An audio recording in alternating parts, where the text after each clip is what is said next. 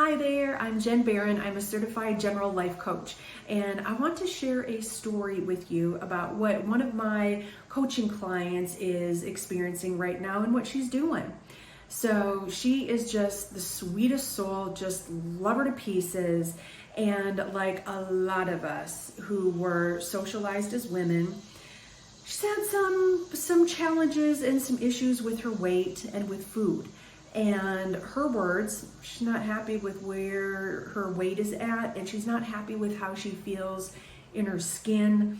She's having to go up a size in some of her clothes, or what she has right now. They're just fitting kind of snug, and she doesn't like that. And I can really appreciate that. I think all of us have I think we have a number that we like idealize. I know for a long time 135 just sounded like a great weight, and something magical was going to happen when I got to 135. Well, I've not gotten to 135, and then it changed to 149. Just something right underneath that 150. Again, something magical and awesome was going to happen when I got to 149. Well, she has a range. She has about a 10-pound range that she would like to get to. And about 6-8 weeks ago, she wanted to kind of double down on her movement, her exercise, and she also wanted to track her sleep and track what she was eating. Well, life is life, and she just didn't have the time to track all that stuff. That's a lot of stuff to track. And so on our call this week, what I suggested was, let's slow your roll. Let's look at one of those. And my thought was to look at the food part, because that is where the weight gain or the weight loss happens. Is it important to work out? Absolutely. Is it important to move your body because it gives you great feel-good hormones and you tend to make better choices when you're working out? Absolutely. But really, when push comes to shove, it's about what you're putting in your pie hole that makes the difference. And so what I told her was a couple things.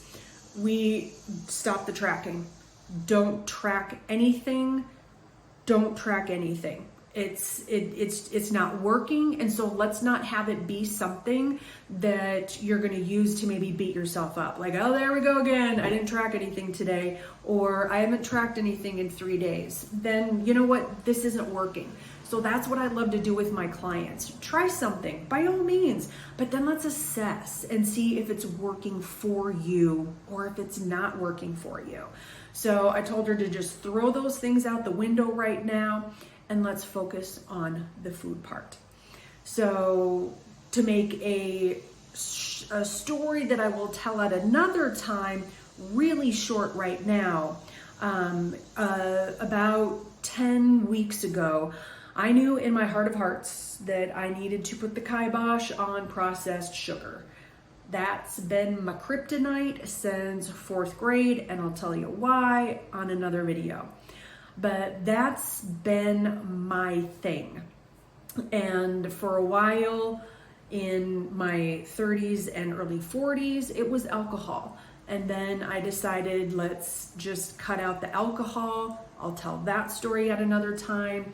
But what I told my client was, because this is what I had learned and practiced myself, was that when we are eating sugary foods, when we are eating processed foods, chips, things like that, I know you know what I mean, it messes with our levels of dopamine, because we get big hits of dopamine when we have let's just say ice cream, when we have the ice cream. And the reason that we want more ice cream, A, it just tastes good, but B, because we get those spikes in dopamine, and our brains love dopamine. It feels good. We're rewarded. And so when we're rewarded like that, we want to do more. Our brain wants us to do more things that reward us, because it has learned over millions of years that when we're in those kind of states and doing those kinds of things, that we are safe and we will live longer. So what I had learned from Dr. Anna Lemke, who is a psychiatrist, and she wrote an amazing book called The Dopamine Nation. But I heard her on a podcast, Dr. Andrew, I'm gonna brain fart. Dr. Crap, I can't remember. Anyway, heard her on a podcast, and she was talking all about it. And what she told her patients was to cut out the thing for 30 days, because that's what our body needs to reset and normalize our levels of dopamine. Because for me, it was chocolate at night. Oh, I love just like a little dish of chocolate chips or a couple cookies or something like that. And there were a couple different things going on, but a big part of it was my dopamine. And so it sounded good. It sounded fun. Let's go get some. And so I was rewarded by big hits of dopamine when I would do it. And so I knew that I just needed to not do it. I was tired of feeling like the chocolate was in control of me. I was tired of feeling like it was dictating my life, what I was doing at night, how I was feeling. And again, more on this to come. But I was like, okay, you know what? This is what Dr. Lemke suggests, and I'm gonna try it because I feel awful physically, emotionally, spiritually, and I've got to try something. Was my life good? Heck yeah, absolutely. But I knew it could be better. And that's what I wanted, was the better. And so for 30 days, and I told my wife this, for 30 days, I'm not gonna eat any refined sugar. No ice cream, no cupcakes, no cakes, no nothing like that. And the first couple days, I was actually really excited about it because I felt good. Oh wait, you know what? I'm going down a big long tangent here, and I said I was gonna save that. So I went through the experience of not doing it for 30 days.